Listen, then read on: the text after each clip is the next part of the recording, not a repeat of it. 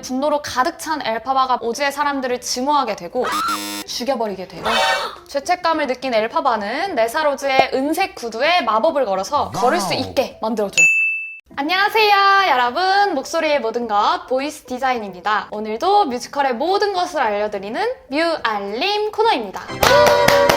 저희 저번 영상에서 위키드 1막까지의 내용을 알아보았죠. 네, 정말 흥미진진했는데 그게 클라이막스에서 딱 끊겨버려가지고 너무 아쉬웠어요. 아직 1막의 내용을 모르시는 분들은 뮤알림의 위키드 1편 영상을 보시고 오시는 걸 추천드리겠습니다. 그러면 2막 내용 얼른 알려주세요. 1막에서 엘파바가 나쁜 마법사라는 누명을 쓰고 중력 마법을 쓰며 Defying Gravity 넘버를 부르고 사라지면서 막을 내렸잖아요. 이어지는 2막에서 글린다는 마법사와 모리블 교수의 강압으로 강제로 둘의 수석 대변인이 되어 있었어요. 피에로와도 사이가 좋은 척하지만 피에로는 사라진 엘파바를 찾기 위해서 오즈의 근위대장이 되어 있었어요. 한편 엘파바는 사람들 몰래 아버지의 뒤를 이어서 오즈의 시장이 된 동생 네사로즈를 찾아가게 되는데요. 네사로즈에게 진실을 말해주면서 자신과 함께 마법사에게 맞서 싸우자고 얘기해요. 하지만 네사로즈는 자신이 힘들 때 곁에 없었던 엘파바를 원망하고 뒤늦게 나타나서 뭐 하는 거냐고 막 화를 내요. 죄책감을 느낀 엘파바는 네사로즈의 은색 구두에 마법을 걸어서 걷지 못했던 네사로즈를 걸을 수 있게 만들어줘요. 오, 너무 잘 됐는데요? 그쵸. 네사로즈는 막 기뻐하면서 이제 보크가 자신을 진심으로 사랑해줄 거라고 하지만 네사로즈의 곁에 의무감으로 남아있었던 보크는 네사로즈의 걷는 모습을 보고 그녀의 곁에서 떠나려고 합니다. 이에 화가 난 네사로즈는 보크에게 마법을 걸어서 자신과 강제로 사랑에 빠지게 하려고 하지만 실수로 심장을 수축시키는 마법을 사용해버려요. 어떻게든 이를 수습하기 위해서 엘파바는 보크를 심장이 없는 양철 나무꾼으로 만들게 되고 자신의 선의가 상처가 되어버린 걸 깨닫고 또다시 떠나게 됩니다. 자신의 모습에 당황하는 보크에게 네사로즈는 이게 다 엘파바의 탓이라며 누명을 씌워요. 도로시에 나오는 그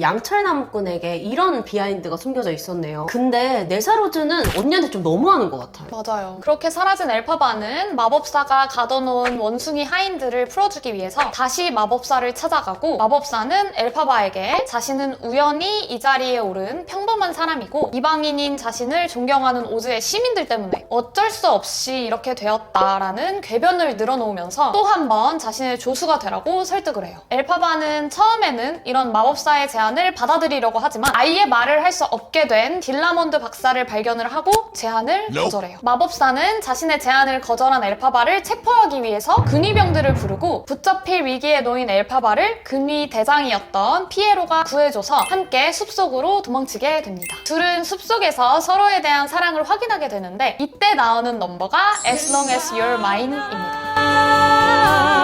지금 이대로 피에로는 엘파바로 인해서 진정한 신념을 찾게 되고 엘파바는 자신을 있는 그대로 사랑해주는 피에로로 인해 외로움과 고립감을 치유받게 돼요. 수많은 소문들과 편견들은 모두 뒤로하고 엘파바를 있는 그대로 사랑해주는 피에로가 정말 사랑꾼인 것 같아요. 근데 지금 막 밖에서는 긴박한 상황이 돌아가고 있을 것 같은데요? 맞아요. 둘의 달콤한 시간은 정말 짧았어요. 엘파바가 네사로즈의 위험을 직감했거든요. 사실 엘파바가 도망친 이후에 마법사 일당은 엘파바를 잡을 계획을 짜요. 글린다는 일당에게 네사로즈에게 무슨 일이 생기면 엘파바가 바로 달려올 것이라고 얘기하는데 단순한 소문만으로는 속일 수 없다고 생각한 모리블과 마법사는 토네이도를 소환해서 도로시의 집을 날려서 네사로즈를 죽여버리게 돼요. 이때부터가 우리가 잘 알고 있는 그 오즈의 마법사의 시작이네요. 도로시가 소환되는 걸 이렇게 풀어낸 게 정말 흥미로운데요? 피에로는 동생에게 가려는 엘파바에게 본인 소유의 키아모코 성이 있고 위험할 때 그곳에 숨어있으라고 얘기하고 엘파바는 토네이도에 날아가는 집을 보고 먼치킨 랜드로 달려가요. 하지만 동생은 이미 죽었고 사랑하는 연인 피에로도 자신을 위해서 글린다를 인질로 삼으면서 도와주다가 결국 붙잡혀서 옥수수밭 한가운데 장대로 매달리는 형에 처해져요. 이때 분노로 가득 찬 엘파바가 부르는 넘버가 No Good Deed입니다. No good deed will I do.